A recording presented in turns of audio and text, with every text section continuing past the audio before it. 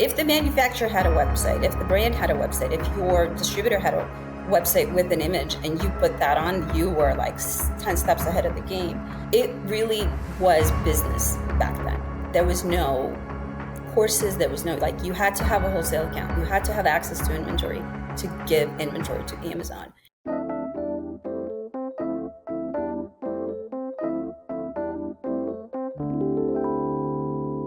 One, two, three. Welcome to the Smartest Amazon Seller Podcast. I'm your host, Scott Needham. We have a very unique guest today, known as the Mary Poppins of Amazon FBA. I didn't come up with that nickname, but I think it's pretty apt as we're going to dive in and see a variety of experiences over the last 15 years. Worked with distributors. Shoot, she's launched an Amazon conference. I have Diana Gershman, who I have worked together with to build AMs United. And she has a lot of her own experiences that we're going to jump into. Diana, welcome to the pod. Glad to be here. Excited. You really don't know, but like, I've been a fangirl for a while, and I told you this before that, Sure. Yeah. So, I had long drives before there was Clubhouse. I used to like throw on the podcasts, and yours was always entertaining. Okay, I can't good. say that I've been listening. I know my conversations with Diana are always entertaining because I never know like what pops out in the conversation that I never knew before. There's a lot about you, Diana, that like I think you keep underneath the radar. And I had to beg you to come on the podcast to start sharing some of these stories. So, but here's the one story I want to jump into. You worked with Keepa back in 2009. This is 15 years ago now. That is the year I graduated from college. So you beat me to doing something interesting on Amazon. Now, tell me, that story. Like, so Keepa is a large grocery distributor, one of the largest in the world, and they're open to a lot of Amazon sellers. They know how to work with Amazon sellers now, but 2009, maybe not so much.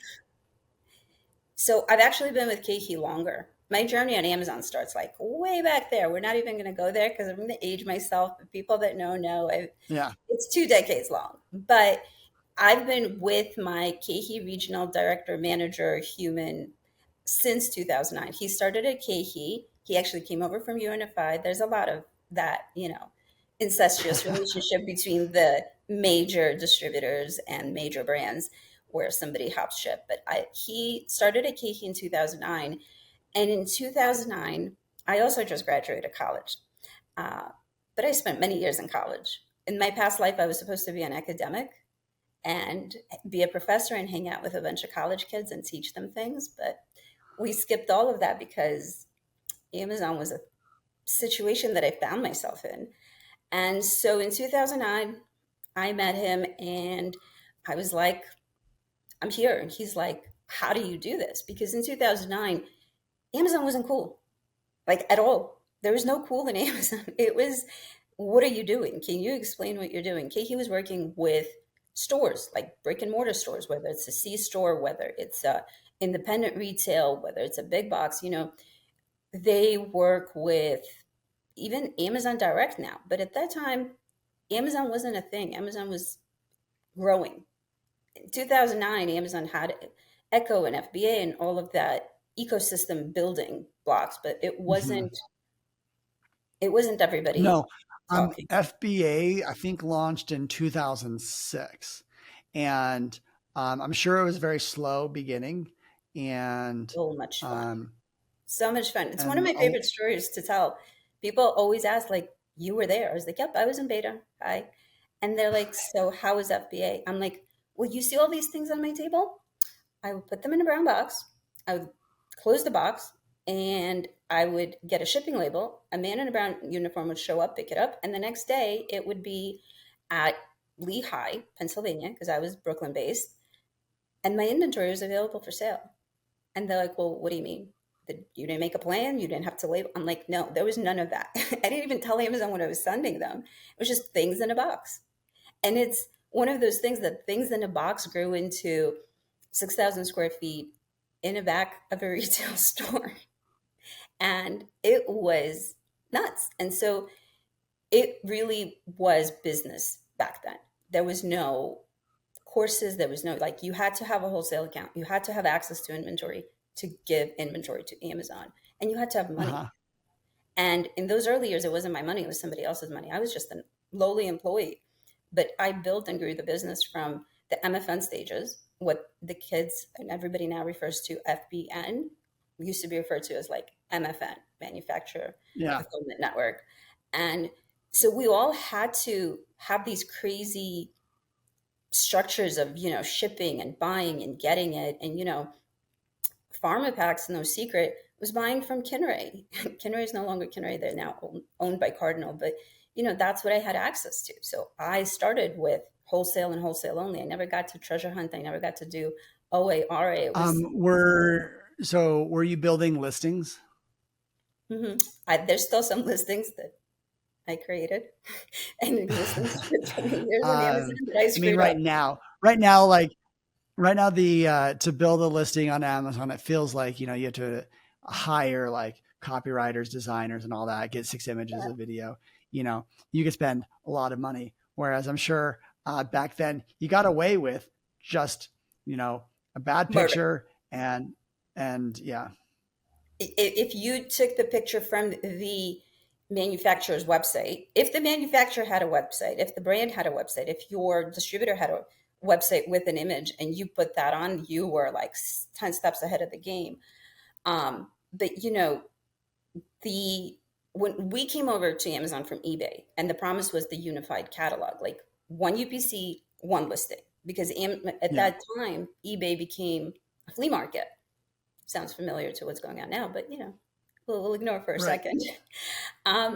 So it was just whatever UPC was available, that's what we would put in. And there was so little inventory at that time, and anything you put in would sell. But then came FBA, and all of a sudden 200, 300, 400 orders a day became just packing thousands of units a day. And it was a lot of fun, but you had to have access to inventory. So it started with, health and beauty products and Kinray and things like that. And it moved into UNFI. Before it was UNFI, it was actually called Select Nutrition. And then UNFI put it on one P&L. And if you have UNFI at that time, you had Keepa. UNFI is a publicly traded company. They had a portal. They were very streamlined. At that time, they were also very much like, what is this Amazon play that a few people are doing? It wasn't everybody. You had to be a true real business with the retail storefront to get on there. Mm-hmm. And that's what they were used to. And then they got me, and I was like a hurricane. I was like, I need a container of this. And they're like, what are you going to do with it? And I'm like, take my money. Give me it. And they're like, great, here. And they, at that time, think back pre-2010, $50,000 orders for like baby diaper rash cream. To them, it was like, okay, sure, here. And so UNFI, Keepa, and then in 2009, my rep came and I started going to trade shows, and he was like, what do you do? I'm like, I sell things online. It's like eBay. I'm like, yeah, eBay too. Sure. Nobody yeah. Sure. But they had an idea that this existed, but they didn't know what it actually meant. They didn't understand the rate at which it was growing, So I started going to these trade shows and meeting all these people, and they're like, you're buying all of this. Keep just here. And the first people that told me no was actually Dr. Bronner. They're like, no, we can't support this insanity. And they were the first ones to put in map pricing with UNFI. And they were the first ones to start telling me, no, you can't have a container of the Castile Rose soap. And I was like, all right, cool, that's fine. There's others. And it slowly morphed into this beast. And I had staff. And Q4 was me, like, extremely pregnant, running up and down the stairs, packing things like Pictionary Man. It was... insanity was real. Mattel would open you an account, Fisher Price would open you, everybody would open accounts. Nobody understood what was happening. They just gave it to you. Um, I left and I started on my own. And the reason was I now had this child, graduated college, economy is in the shitter. My husband's unemployed.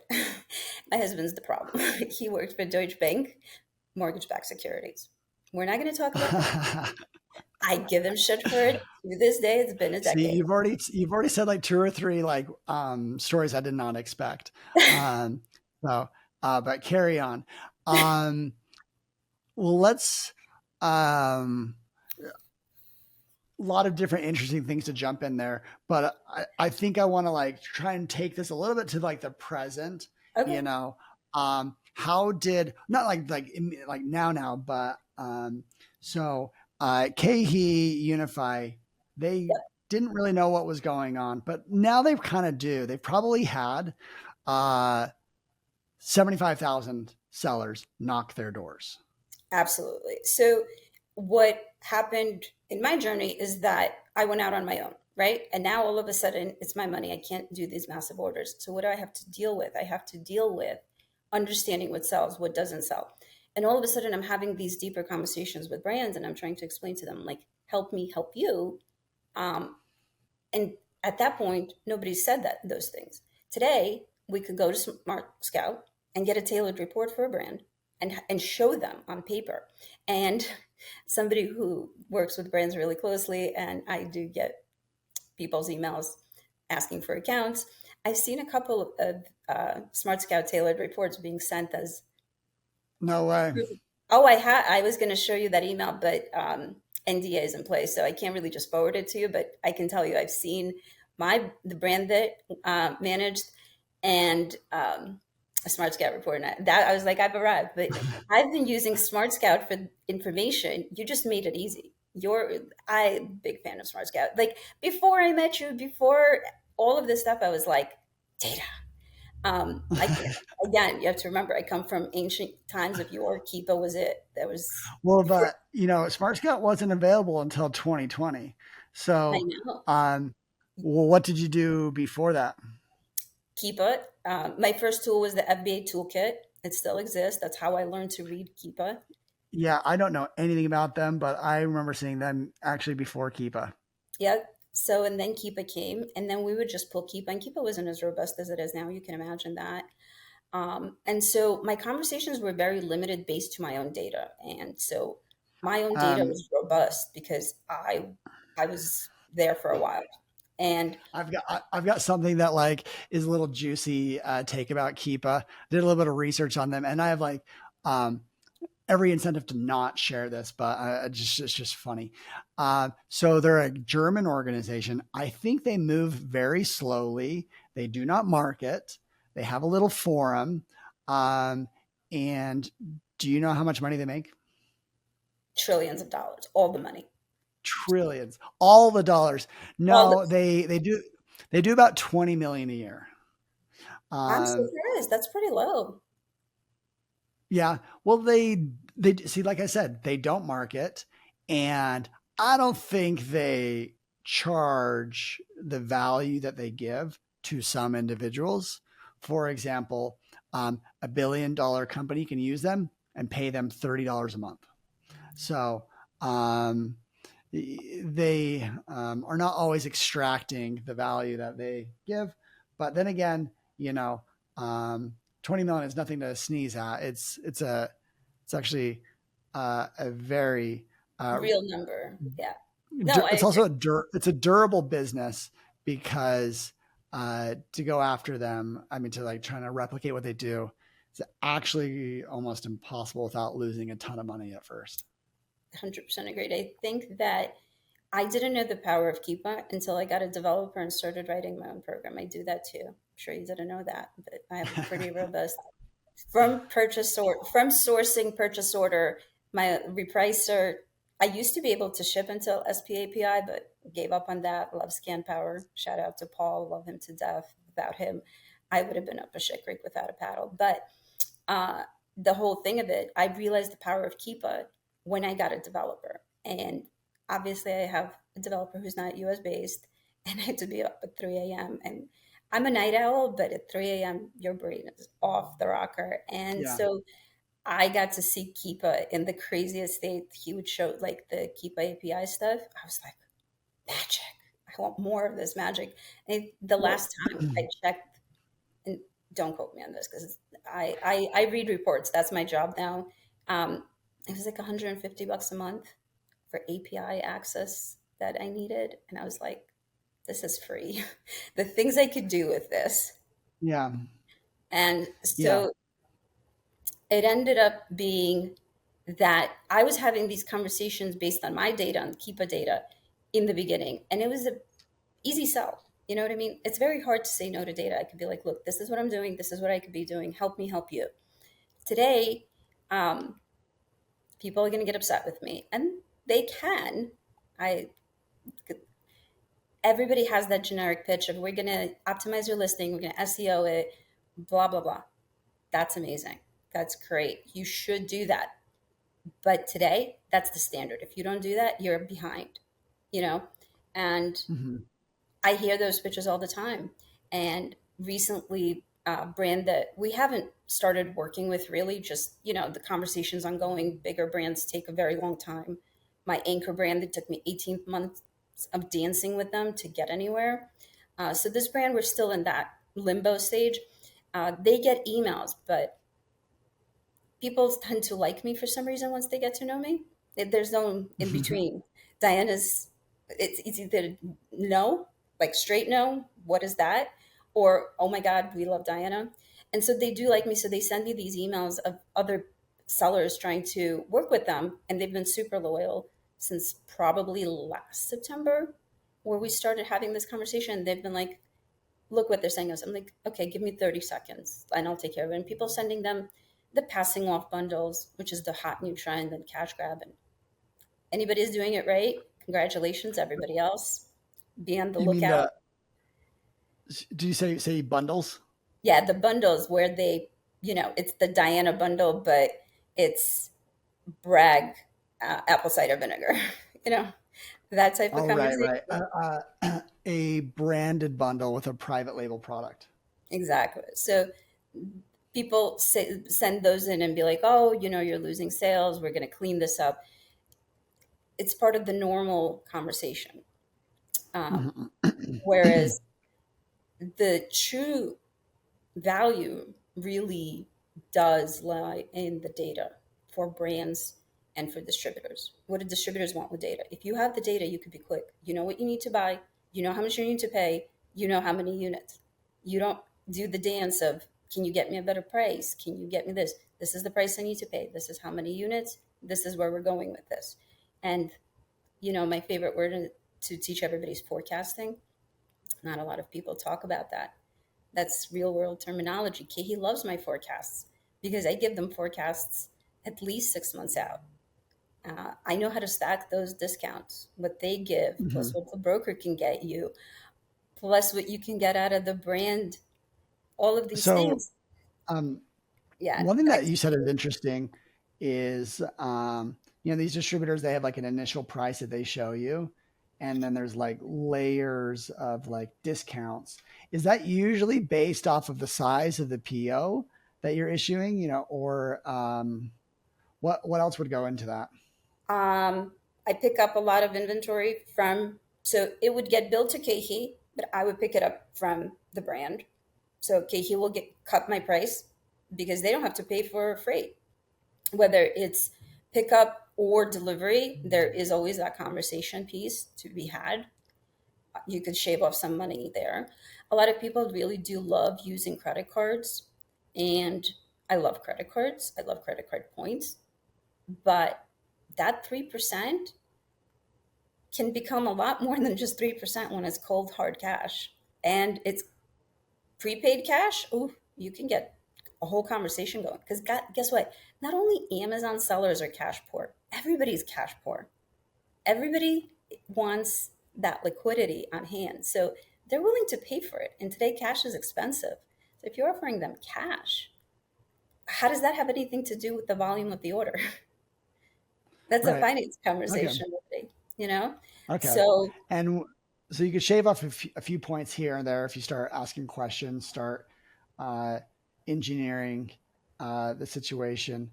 Um, how many sellers do you think today actively purchase from these large distributors? Oh, hundreds. I know that recently KeHE had a flood of new sellers, and they've even developed a program to onboard new sellers. Um, KeHE Connect will ship, they'll give you a basic wholesale price, but they'll ship at like, I don't know, $200 or something like that. My numbers may be off, but I could always confirm that for you. So hundreds, but the problem is the ones that are successful are the ones that win. They're Yeah. winning always on the buy side. They have these Now, massive discounts. before we were like hit the record button, we were chatting. Um, I've purchased from KeHE and probably made one of the biggest mistakes as an Amazon seller of all time working with KeHE in that um, we, we programmatically looked at their entire catalog. We found all the opportunities. We did everything but look at the product and ask ourselves the basic question: can we sell this product on Amazon FBA? Because we got frozen products, we got refrigerated products, we got expiration dates like that were like within a month or two. Let's just say that some of our employees and the local food bank got a little small donation because it just didn't work. And from then on, like we kind of try to instigate, like, we look at a product before we buy it. We don't just buy from what the computer says. And because they have a very diverse catalog, very large catalogs. And they keep gobbling up more and more stuff into it. So in honesty, a lot of times I get asked the question, what are your strengths and things like that? And I can tell you, well, my weaknesses are I'm not as tech savvy as somebody like you. But where my strength is, I am quite quick to admit just how dumb I am. And I will ask 14,000 questions. And that's how I learned how to work with these real world distributors. People are very scared to appear stupid. And you know what? Mm-hmm. You're not stupid. You're learning. Nobody's going to be upset if you're learning. Now, if you ask a stupid question, I might give you a look of why didn't you Google that? But I was young and dumb and ignorant. And my ignorance has allowed me a lot of leeway, especially being female. I lean into that every so often when it's to my advantage. Let's be honest. Use every advantage you Well, got. you're in a male dominated industry.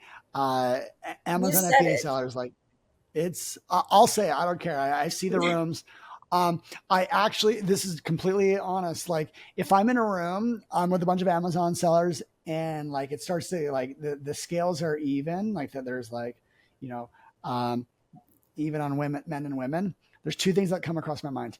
Either I'm in a room with very large brands that are like multinational brands and like, operators generally um, are even, or there's a lot of service providers. But like the true Amazon sellers, those like the hustle entrepreneurs, definitely male dominated. Don't always love it. It's just what it is. And like, I'm not gonna make gender issues my number one priority. It's just never going to be that way. I'm sorry. Can't wait to get canceled. But We can't get canceled. um, Listen, I think that you just need to lean into it. You got. Have I used the sure. fact that I'm a woman? Absolutely. Has it been not so easy at times? Absolutely. And the thing is, I'm at a double-edged sword. Amazon industry, male dominated. The real world, and I could get canceled for this one, so we might have to cut this out. Old white men. I'm sorry. For half a decade, I was in a room as the only owner female in a Mm-hmm. lot of these events. People would be like, "Oh, who are you with?" No, it's totally true. Um, if you look at the baby boomers, like the businesses that they're letting go as they retire, it's definitely exactly how you described. Um, that's actually a whole other conversation. There's one spot I was trying to go with like this. I go in circles. I apologize. No, no, no, no, no. Um, I want to talk a little bit about AMZ United, Absolutely. our conference that I think you were there. The That's actually kind of how we met. Just like real quickly, you and I, and actually James McConnell, to throw him under a bus, not really, but just to bring him into the conversation, even though he's not here.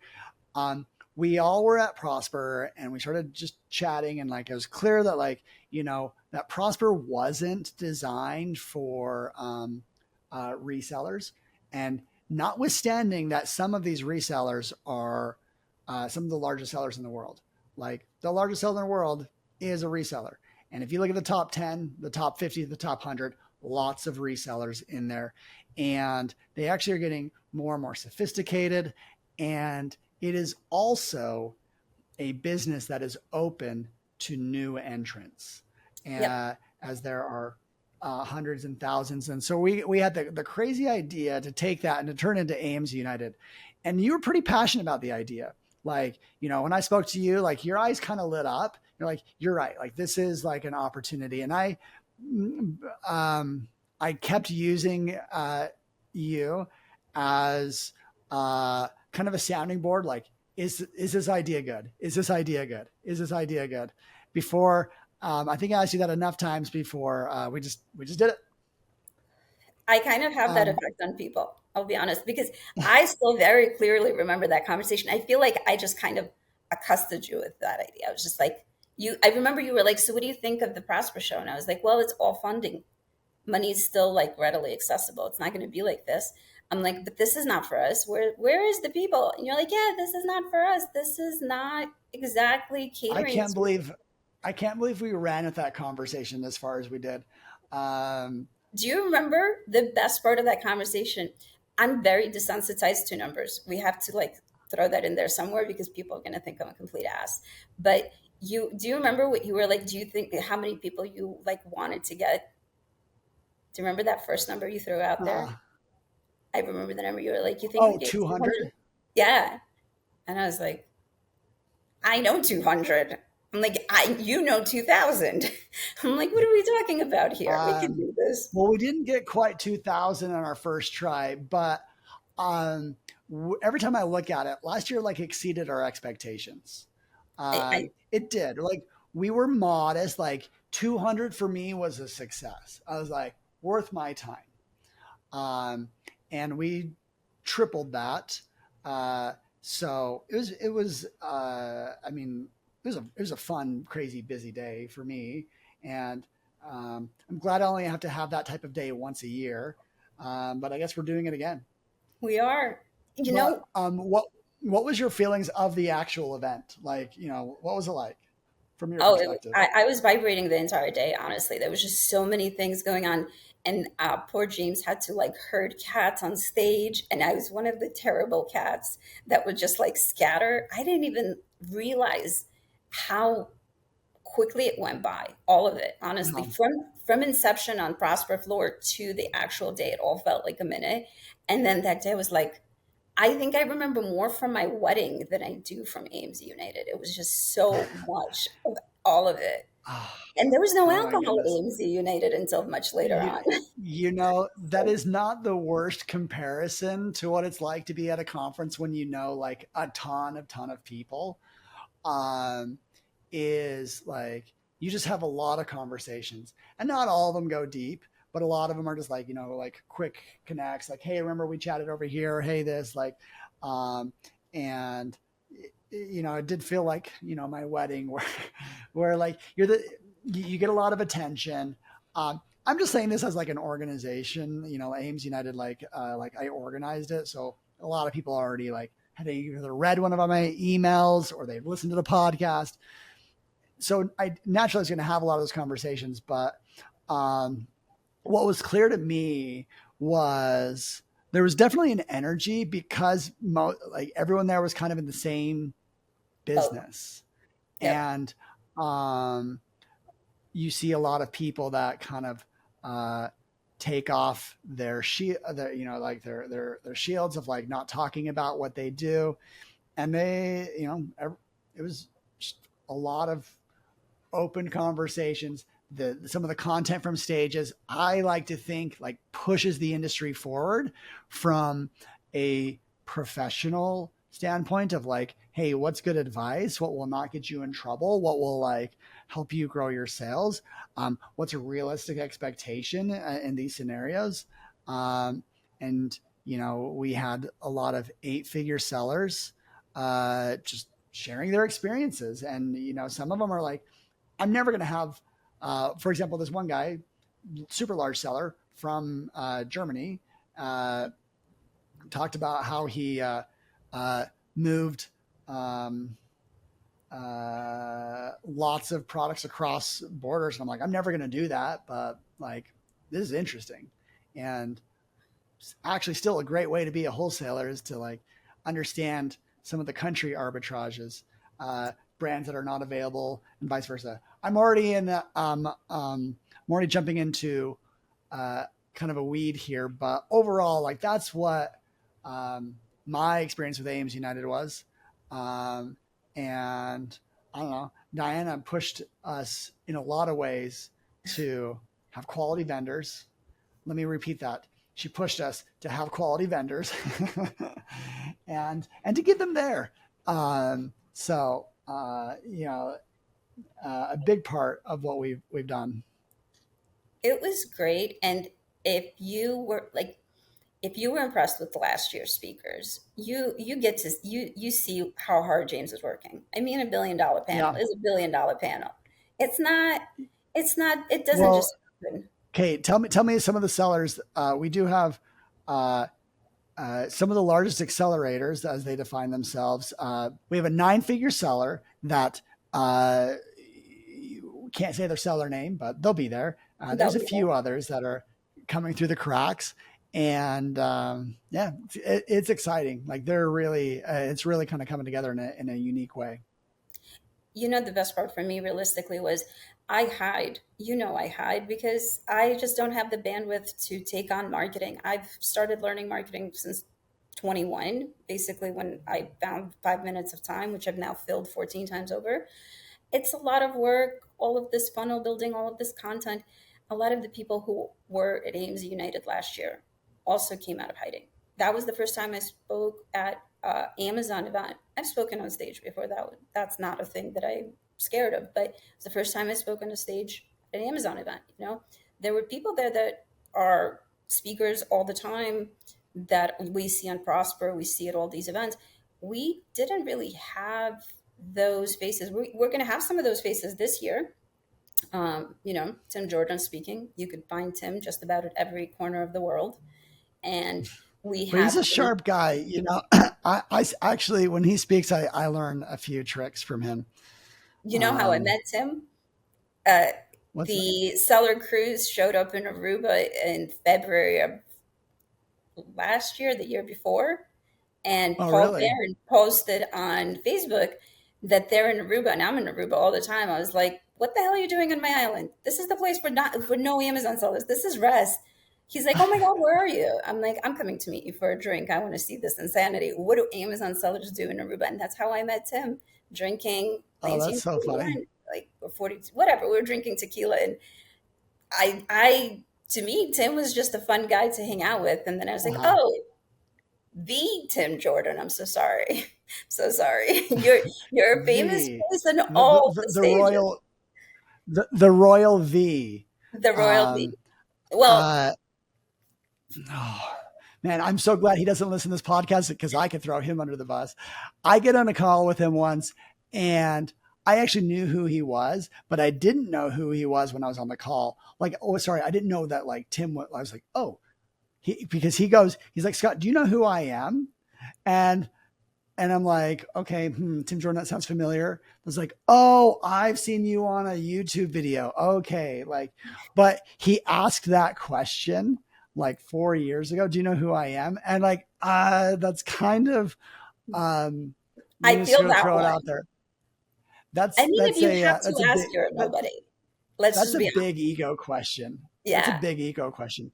Do you know, I ask on the podcast sometimes, or when the guests get off, like maybe we've had 3 or 4 conversations together. Sometimes I have guests and I'm like, do you know what I do? And they're like, no. I'm like, okay, well, you're going to learn. And, but I think that's a little bit less egocentric than like, do you know who I am? We're like, hey, do you know what I do?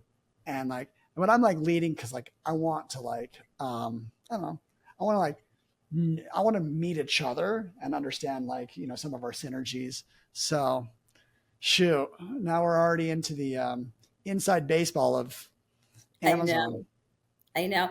But you know, I kind of love what this space is turning into now, honestly, because when I started, again, we keep going back just how old I am.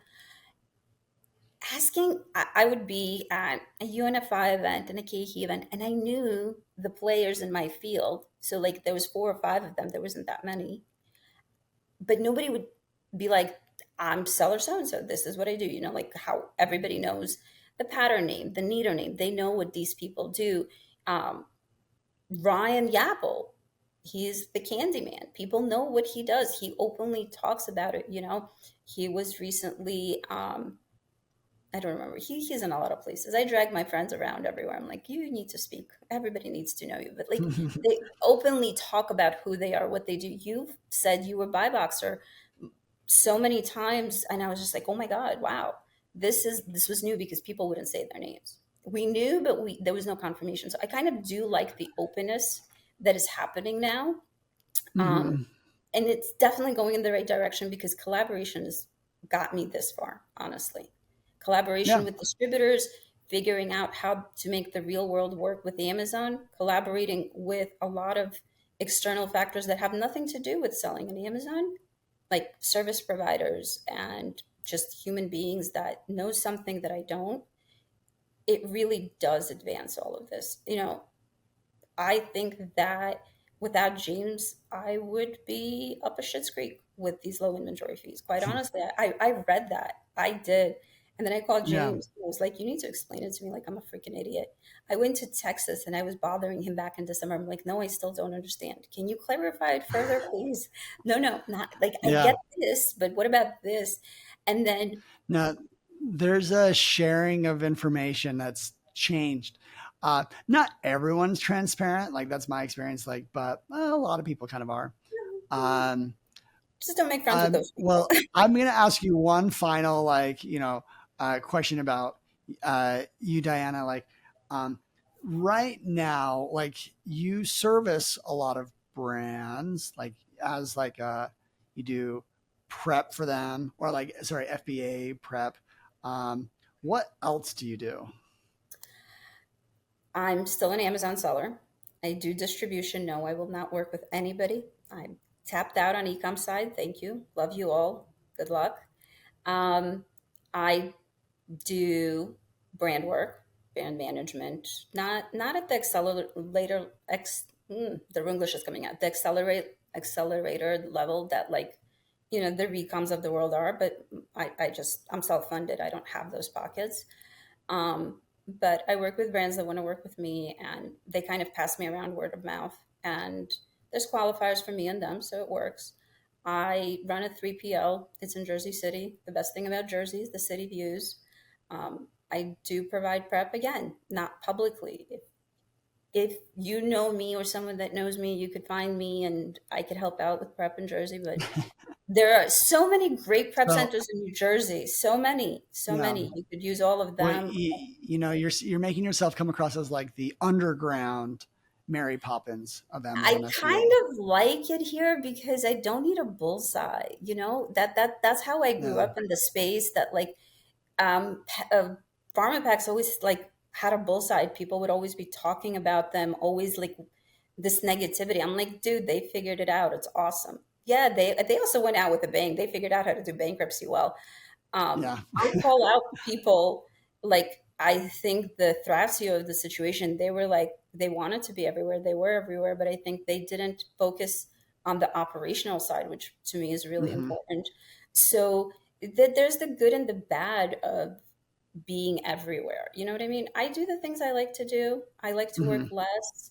I read a lot of reports these days. I work with a lot of different people. I get to learn. I get to teach.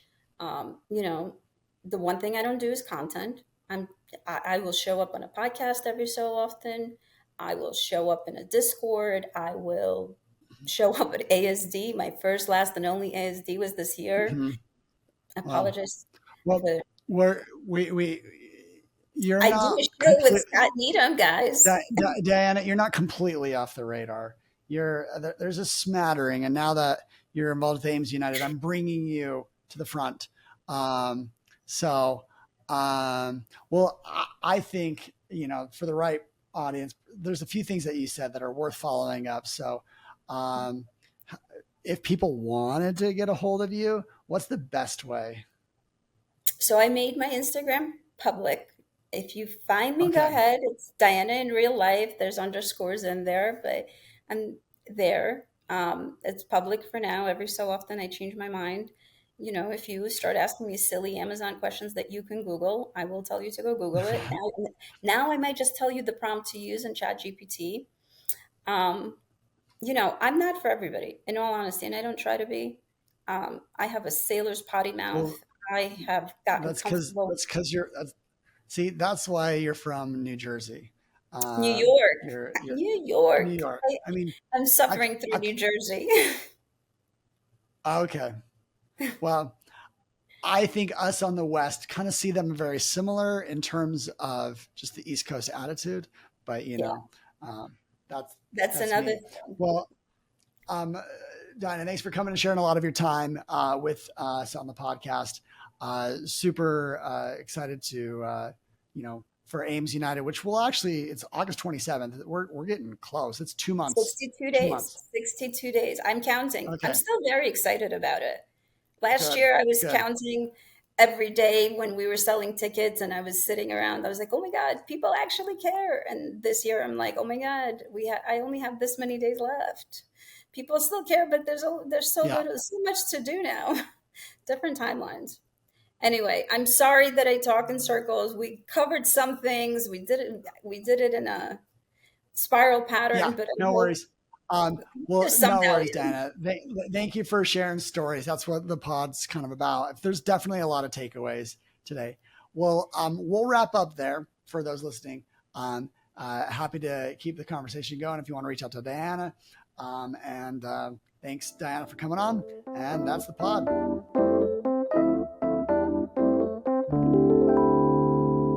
1, 2, 3.